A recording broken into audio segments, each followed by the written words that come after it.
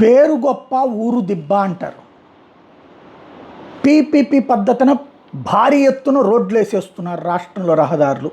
ఇది హెడ్డింగ్కు చూడగానే అబ్బా రోడ్లు విపరీతంగా వేసేస్తున్నాడు అంటారా, ఆ ఎదవ చూడు ఇంతకుముందు పట్టించుకు చావలేదు, ఇట్లా తిట్టుకునే వాళ్ళు ఉంటారు. అది యాంటీ జగన్ వర్క్. అదే సందర్భంలో రోడ్లు వేస్తున్నారంట మంచిది అని ఫీల్ అయ్యే తటస్థులు ఉంటారు. కానీ ఆ పదం పీపీపీ, పబ్లిక్ ప్రైవేట్ పార్టిసిపేషన్, ఆ పదంలోని లోతు తెలిస్తే అసలు విషయం ఏంటో అర్థమవుతుంది. హైవేస్ అన్నీ పీపీపీనే అంటే రోడ్డేమో కేంద్రం వేస్తుంది, దాని మెయింటెనెన్స్ ఏమో టోల్గేట్ నిర్వాహకులు వేస్తారు, డబ్బులేమో మనం కడతాం. మనం టోల్గేట్ కట్టిన డబ్బులతో ఆ రోడ్డు గుంటలు పడ్డా పాడైనా బాగు చేసే కార్యక్రమం ఆ కాంట్రాక్టర్ చేస్తారు.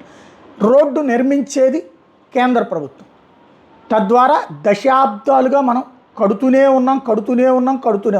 కాకపోతే 2 వీలర్లకి 3 వీలర్స్కి ఛార్జీలు లేదు కాబట్టి ప్రాబ్లం ఏం లేదు అనుకుంటాం. కానీ బస్సు ఎక్కితే ఆ బస్సులో టిక్కెట్లో ఆ టోల్గేట్ ఛార్జీ ఉంటుంది కదా, టోల్గేట్ ఛార్జీలు బస్సుకి వసూలు చేస్తారు, ఆర్టీసీ బస్సుకు కూడా ఆ ఛార్జీలు మనకి టిక్కెట్ రూపంలో వసూలు చేస్తున్నారు. ఇప్పుడు అది పల్లె ప్రాంతాలకి రాబోతోంది. ఈ పీపీపీ పద్ధతిలో 10,200 కిలోమీటర్ల రోడ్లు వేస్తున్నారు.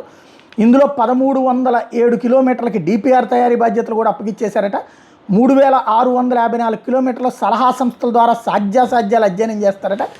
మిగిలిన 5,039 కిలోమీటర్లకి త్వరలోనే టెండర్లు పిలుస్తారట. ఇది ఓవరాల్గా అంటే అనేక R&B రోడ్లన్నీ ఇక పైన ప్రైవేట్ రోడ్లు అవుతాయి. దాంట్లో కార్లు ఆ పైన వాహనాలన్నిటికీ డబ్బులు కట్టాలి.